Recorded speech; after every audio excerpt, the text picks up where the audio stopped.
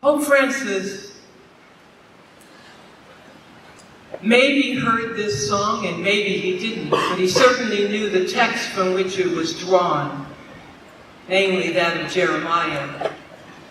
And Pope Francis, knowing or not knowing the song itself, in Gaudete et Exultate, which is translated, Rejoice and be glad, said that each saint is a mission planned by the Father to reflect and embody a specific moment in history,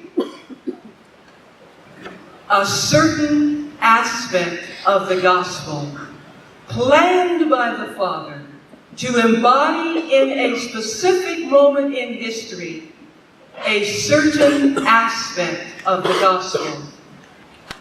Indeed, today we do have cause to rejoice and be glad, because this mission, as Pope Francis says, identifies who we are. We are a mission. And there is a significant difference between being a mission and or doing, going on, or completing a mission. Each of us may say, this is who I am. I am a mission planned by the Father. Wherever I am and whatever I am doing, I am a mission. Not on a mission, a mission. Pope Francis' words affirm our congregational end and spirit, in which we have in our constitutions. We see ourselves situated in God's continuing action in history. God never stops acting in history, and we who are identified as a mission are always, as our opening acclamation acclaims, manifesting God everywhere, everywhere. Today's reading from the letter to the Corinthians adds another dimension to who we are. We heard Peggy introduce that reading. We are clay jars, earthen vessels, fragile, corruptible, destructible, vulnerable. But at the same time, we are holding a treasure from God that is infinite, indestructible, durable, everlasting, and all of those words that define something that never ends.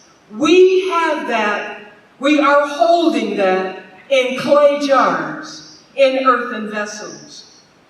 So Pope Francis' words, is a mission, affirm our identity in Christ, in whom we have the fullest meaning and the greatest understanding of the call on our lives. Today, we heard one aspect of Jesus' identity that will always be an essential component of our identity. For when the mother of James and John, mind you the mother, came to Jesus trying to secure some spot on the right and the left of Jesus Christ, wanting them to have some special glory, Jesus said, can they drink the cup? And they are actually speaking to them, can you drink the cup? Yes, we can do that. He said, but I don't have the power to give you what you are asking. I came to serve, not to be served. And so you are to be like I am. You are not to be like the Gentiles who lord it over. You're not to be like the rulers of the Gentiles who lord it over them and make their authority felt. No, we are to serve, and we are seeing ourselves courageous, being acts of service at all times. Serving is in our DNA. We don't even have a choice because of the way we're made. Service is in our DNA. This is who we are. The way we serve and the way we organize ourselves in networks is to be a visible affront to every system of domination, manipulation, and power. We actually have had some recent examples of this which bring us to pause. Rebecca Trujillo has been writing much about what's happening in Nicaragua. And some of you have written to us, the CLT, wondering how you can be mission in response to what she is posting. And a couple of weeks ago, she wrote, or she included, and then NCR filled it out in more detail, that the bishops of Nicaragua see themselves as mission to actually speak to the powers in Nicaragua. They don't want the violence that's happening there. And so they have gone to talk to them. And then we saw on the news or written in paper, in a written word, the way they were beaten, the way they were scorned, and the way the church was desecrated because of the stand that the bishops took in favor of those who are being oppressed, in favor of those who are beaten down. There has been no let-up from the government, nor has there been any pullback from the bishops. Our own USCC, United States Council of Catholic Bishops, took a stand by going to the borders and actually being a visible testimony of the atrocity of separating families, of people who are trying to immigrate here. That is being mission. And it is heartening to witness so many people being a mission with others who are enslaved and trapped as trafficked persons, in their homelessness, in their poverty, and in all the forms of racism that still destroy so much of our society today. It is noticeable among us that our focus is not on simply doing acts of justice, however noble they are, but our focus is on being earthen vessels, holding an infinite power that changes our lifestyle. We saw on this screen earlier the transformation of our world. And that happens when we embody what it takes to transform what is around us. Our doing flows from who we are. When changes of termination come in our apostolate and in our ministry, is a mission never changes. And for that reason, all of our sisters, partners, friends, donors, volunteers, whatever age and in whatever capacity they serve, continue being mission even if they can't walk, can't talk, can't get up and teach, can't get up and protest. They are nonetheless a mission. The call on our lives is to network this mission, to network our goodness, bringing about humane and positive changes in the lives of people all around us, for the sake, as Janet Eisner said earlier, for the sake of the reign of God. Is it easy? Absolutely not. And Paul says it so beautifully in Corinthians. We are afflicted in every way, but never crushed. Perplexed, but never driven to despair. Persecuted, but never abandoned.